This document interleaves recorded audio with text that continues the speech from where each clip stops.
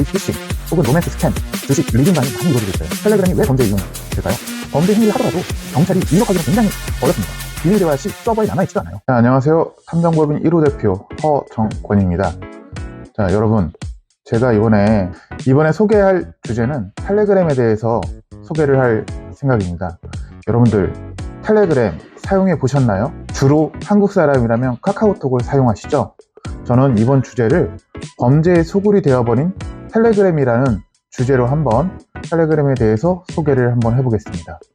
탐정은 1호! 텔레그램은 파벨 드루프라는 사람이 만들었죠. 올해 2025년 올해 나이 39세인 드루프는 러시아 출신의 억만장자입니다. 러시아의 인기 SNS 북콘탁테를 만든 사람이기도 하죠. 예전에 소련이 붕괴하기 전에 러시아의 인기 SNS 북콘탁테라는 미국의 페이스북과 경쟁할 SNS인 북콘탁테를 만든 사람입니다. 자, 그러면 파벨 드루크는 누구이며 왜 텔레그램을 만들었는지에 대해서 한번 설명할 수 있도록 하겠습니다. 자, 텔레그램과 카카오톡의 차이점에 대해서 한번 볼 건데요.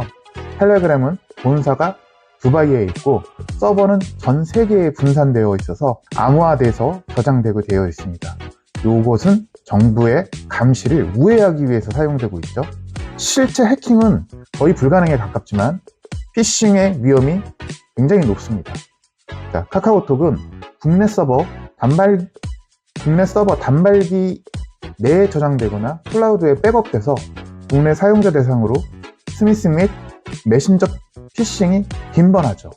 자, 그러면 텔레그램과 카카오톡의 차이점은 텔레그램은 정부 감시 우회를 사용한다는 점이 특이점이 있죠. 반면에 카카오톡은 정부 감시 우회용이 아닙니다. 그렇기 때문에 자, 범죄에 노출되는 경우, 범죄가 이용되는 경우는 텔레그램이 훨씬 높습니다.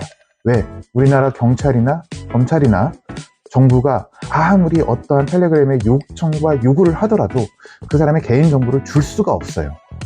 그리고 카카오톡 같은 경우는 이 서버 내에 저장이 돼요. 저희 사람과 사람 간의 그런 대화 내용들이 저장이 되고 일정 기간 동안 저장이 돼서 검찰이나 경찰이나 혹은 그 안에 어떠한 사람들이 요청을 하면 그 내용을 일반인도 다 알 수 있겠죠. 하지만 텔레그램은 비밀 채팅 기능을 사용을 하게 되면 절대 알 수가 없습니다. 몇 달 전에 프랑스에서 체포된 텔레그램의 창업자 파벨 드루프는 누구이며 텔레그램은 어떤 것인가 한번 설명해 드리겠습니다.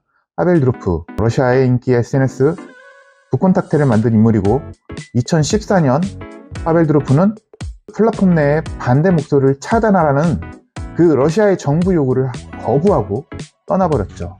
그로부터 1년 후에 2013년에 텔레그램을 설립했고 현재 아랍에미리트의 두바이에서 회사를 운영하고 있습니다. 드루프는 아랍에미리트와 프랑스 시민권자죠. 하지만 러시아 측은 그를 자국민으로 아직까지 생각하고 있다고 합니다. 프랑스에서 체포된 이유는 뭘까요? 그 여자친구가 이탈리아에 있었는데 파벨, 나 크루아상 먹고 싶어. 여자친구가 크루아상을 먹고 싶다고 해서 파벨 드루프는 전용기로 파리로 떠나게 됩니다. 파리에 입성하는 순간 그는 프랑스 경찰들로부터 바로 현행범 체포가 됩니다. 그러면 파벨 드루프는 무슨 이유로 체포됐을까요? 텔레그램이 범죄에 악용되는 걸 방치했다는 혐의로 체포가 됐거든요. 구금의 목적은 사이버 범죄 수사, 불법 거래 등의 혐의, 그리고 체포는 2024년 8월 24일 파리 외곽 르브르제 공항에서 체포가 되었습니다. 자, 파벨 드루프는 왜 러시아에서 망명을 갔을까요? 여러분, 소련은 체제를 유지하기 위한 전략적인 목적이 있었습니다. 소련은 공산주의 일당 독재 체제를 유지하고 있었기 때문에 동유럽 및 위성국가에서 민주화 움직임이 일어나는 것을 체제의 붕괴로 이루어질 수 있다는 위협으로 보고 있었어요. 그리고 도미노 효과의 방지이죠. 하나의 국가가 민주화에 성공을 한다면 다른 동유럽 국가도 같이 따라갈 가능성이 높았기 때문에 소련은 강경하게 집하며 도미노 붕괴를 막으려 했습니다. 근데 북콘탁테라는 그 텔레그램의 전신인 북콘탁테는 절대 러시아에게 개인 간의 정보를 넘겨주지 않았어요. 자, 그렇기 때문에 구소련 기관, 정보기관인 KGB와 그 후신인 FSB와의 갈등이 일어나게 되죠.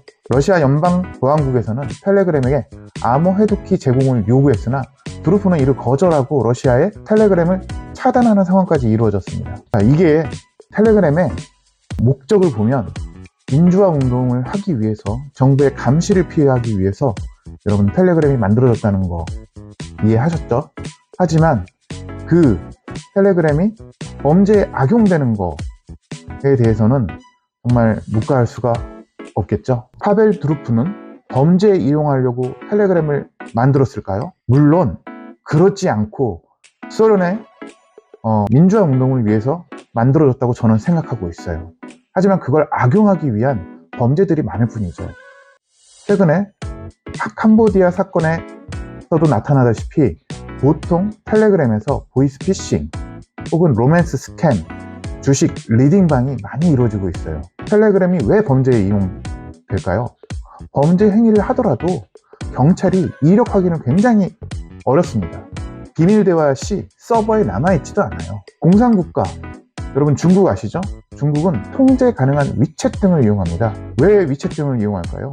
위챗은 정부가, 공산당이 정보를 요청을 하면 위챗에서 정보를 넘겨주게 되어 있지만 텔레그램은 절대 정부에게 넘겨주지 않습니다. 그렇기 때문에 유럽이나 미국 그런 쪽은 텔레그램을 많이 이용하고 있죠. 자, 텔레그램은 사생활 보호를 하는 측면도 있지만 범죄를 이용되는 측면도 있겠죠. 텔레그램의 장점을 한번 볼까요? 우리나라 헌법 17조에는 사생활 침해 보호라는 말이 남아 있습니다. 사생활 침해 보호를 하기 위해서 서버에 흔적이 남지 않아요. 그리고 상대방이 보낸 그런 문자들도 본인 스스로 지울 수 있어요. 그리고 정부 감시, 우회용으로 사용된다는 그런 장점이 있습니다. 하지만 단점이 뭘까요? 보안이 강하고요. 경찰권 도움이 받기 어려워요. 서버에 흔적이 남아있지 않아서 범죄에 악용되고 있습니다. 그렇기 때문에 국내 사용자 대상 스미싱 및 메신저 피싱이 빈번하게 일어나는 곳이 바로 텔레그램입니다. 자, 지금까지 텔레그램에 대해서 설명드렸고요.